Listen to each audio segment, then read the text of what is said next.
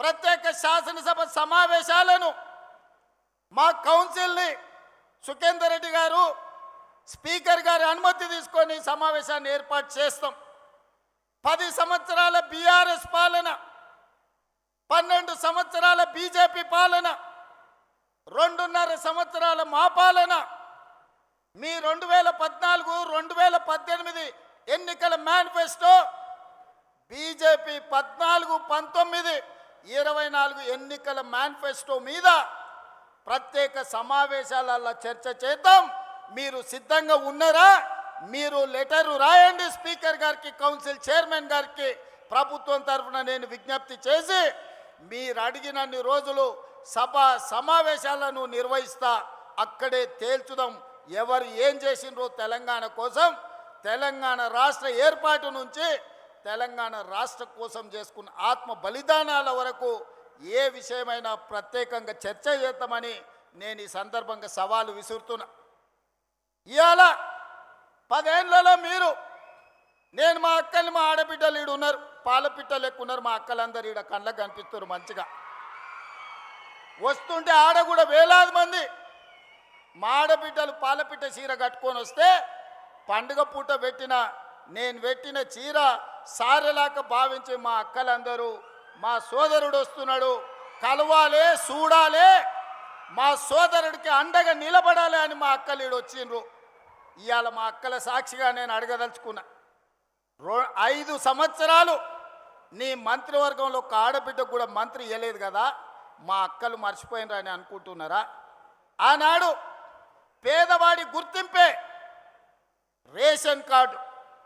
10 ఏళ్లల్లో పేదవాళ్లకు రేషన్ కార్డులు మీరు ఇవ్వకపోతే ఉత్తమ్ కుమార్ రెడ్డి గారు పౌర సరఫరాల శాఖ మంత్రిగా బాధ్యత తీసుకున్న తర్వాత లక్షలాది తెలంగాణలో ఉండే పేదవాళ్లకు రేషన్ కార్డులు ఇచ్చిన మాట వాస్తవం కదా? మా అక్కలకు తెలియదా? ఈడున్న పాత్రికేయ మిత్రులకు ఈ వార్త రాలేదా? పేదలకు ఆనాడు దొడ్డు బియ్యం ఇస్తే ఆ దొడ్డు బియ్యం బర్లకు దానబెట్టే పరిస్థితి. ఎప్పుడన్నా సంటి పిల్లలకు బుక్కెడు బువ్వ మా అక్కలు వండిపెట్టిరు ఆ దొడ్డు బియ్యం అని నేను అడుగుతున్నా. అందుకే మేము ఆలోచన చేసి మా ఉప ముఖ్యమంత్రి గారితో మాట్లాడి ఆర్థికంగా కొంత భారమైనా పేదవాడి కడుపు నింపితే వాళ్ళు సంతోషంతో ఇచ్చే ఆశీర్వాదం 1000 ఏళ్ళు మనకు అండగా నిలబడుతుంది, చరిత్రలో మనం నిలిచిపోతామని మాట్లాడి సంవత్సరానికి 16,000 కోట్ల రూపాయలతోని 3,28,00,000 పేదలకు 6 కిలోల చొప్పున ఇవాళ సన్న బియ్యం ఇస్తున్న మాట వాస్తవం కాదా? మా అక్కలు ఇక్కడ ఉన్నారు కదా, వాళ్ళు వండి సంటి పిల్లలకు బుక్కెడు పువ్వ సన్న బియ్యం పెడుతున్న మాట వాస్తవం కాదా?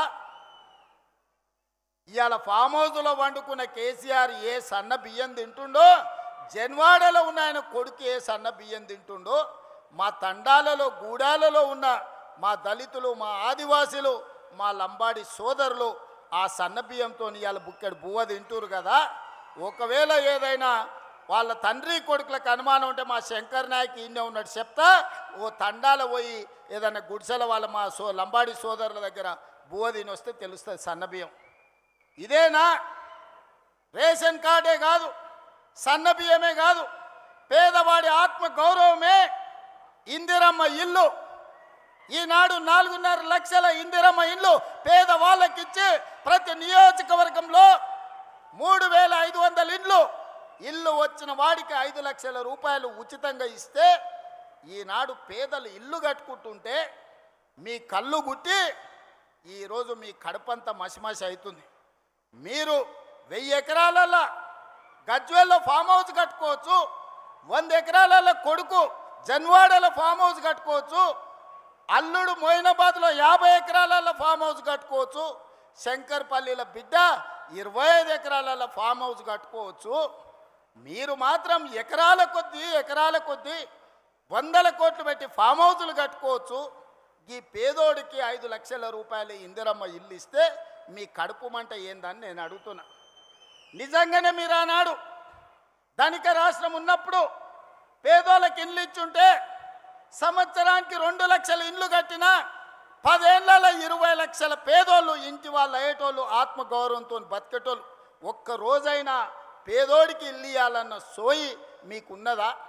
మీ భవంతులు, మీ బంగళాలు, మీ గడీలు, మీ ఫామ్ హౌస్ల గురించే మీరు కలలు కన్నారు తప్ప పేదోడి కలల సాకారం ఇందిరమ్మ ఇల్లు ఇవ్వాలని ఎన్నడన్నా తండ్రి కొడుకు అల్లుడికి ఆలోచన వచ్చిందా? ఆ పేదవాడి ఇంట్లో రైతులకు 24 గంటల ఉచిత కరెంట్ ఇస్తే భూమి ఉన్నోళ్ళకే లాభం. మరి భూమి లేని నిరుపేదలు మున్సిపాలిటీలలో, పట్టణాలలో, హైదరాబాదు నగరంలో జీవించే పేదలకు ఏం ప్రయోజనమని పాదయాత్రలో అడిగితే 200 యూనిట్లు ఉచితంగా ఇవ్వాల. పేదోళ్ళ ఇళ్ళల్లో కరెంటు వెలుగుతలేదా? వాళ్ళ కళ్ళల్లో ఆనందం మీకు కనిపిస్తలేదా అని నేను అడుగుతున్నా. వంట వండడానికి 500 రూపాయలకే ఈరోజు సిలిండర్ ఇస్తుంటే మా అక్కలు సంతోషపడతలేరా అని నేను అడుగుతున్నా. అదే కాదు, రైతులకు రైతు రుణమాఫీ, రైతు భరోసా, రైతు పెట్టుబడి సహాయము, ఈరోజు రైతులకు ఇచ్చిన బోనసులు లెక్క కడితే 1,56,000 కోట్లు ఈ 30 నెలల రైతుల కోసం ఖర్చు పెట్టిన ప్రభుత్వం మా ప్రభుత్వం. వ్యవసాయం దండుగా కాదు, వ్యవసాయాన్ని పండుగ చేస్తాం, రైతుల కళ్ళల్లో ఆనందం చూస్తాం. ఇంతకుముందే మిత్రులు ఉత్తమ్ కుమార్ రెడ్డి గారు చెప్పారు, దేశంలోనే తెలంగాణ నెంబరు వరి ధాన్యం పండిస్తే అందులో నల్గొండ మొదటి స్థానంలో ఉందని ఇప్పుడే మా సోదరుడు చెప్పిండు. ఇది మా నిబద్ధత, ఇది మా రికార్డ్. ఈనాడు రైతుల కోసం మేము చెయ్యంది ఏమైనా ఉందా? కేంద్ర ప్రభుత్వం ఎన్నిసార్లు తిప్పినా నేను, తుమ్మల గారు, అదేవిధంగా ఉత్తమ్ గారు పోయి యూరియా తెచ్చి ఈరోజు రైతుల కష్టాలు తీర్చే ప్రయత్నం చేసి, వానలు వచ్చినా ఇక్కడ కార్మికులు వలస బీహార్కు పోయినా, బెంగాల్కు పోయినా వరి కొనుగోలులో నానా తిప్పలు పడి 80 లక్షల మెట్రిక్ టన్నులు ఇవాళ వరి ధాన్యాన్ని సేకరించి దేశంలోనే రికార్డు ఈరోజు సృష్టించినాం.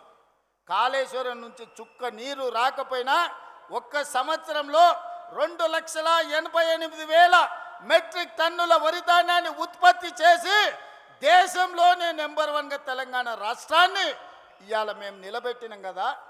మరి కాళేశ్వరం కట్టి 1,00,000 కోట్లు ఖర్చు పెడితే 3 ఏళ్లనే కట్టుడు కూలుడు 1,00,000 కోట్లు గోదావరిలో కొట్టుకుపోవుడు అయిపోయింది.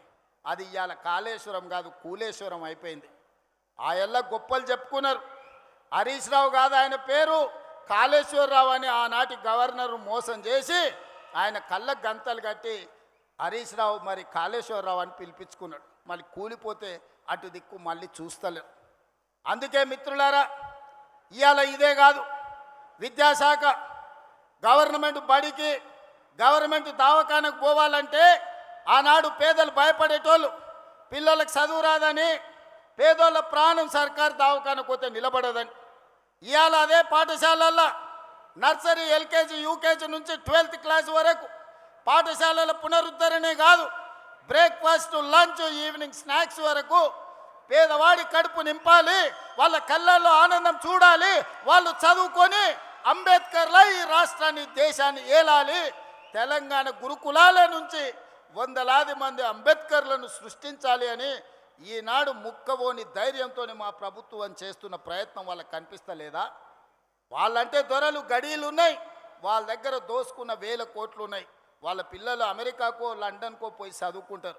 మరి పేదోడు లంబాడి తాండాలలో ఉన్న మా లంబాడి సోదరులు కానీ, దళితులు కానీ, గిరిజనులు కానీ, ఆదివాసీలు కానీ, ఉన్నత వర్గాలలో ఉన్న పేదోళ్ళ పిల్లలు ఏడికి పోయి చదువుకోవాలి. అందుకే ఈనాడు ఆరుట్ల మీరు చూసిండ్రు, ఆరుట్ల స్కూల్ ప్రారంభోత్సవానికి నేను పోయే వరకు నాకు కూడా అంత నమ్మకం లేకుండే. అక్కడ చూసిన తర్వాత సంపూర్ణమైన విశ్వాసం వచ్చింది. మా ప్రభుత్వ ఉపాధ్యాయులు నా తలెత్తుకునే విధంగా ఈరోజు గర్వంతో మనం దేశం ముందు నిలబడే విధంగా మా ప్రభుత్వ ఉపాధ్యాయులు పనిచేస్తున్నారు.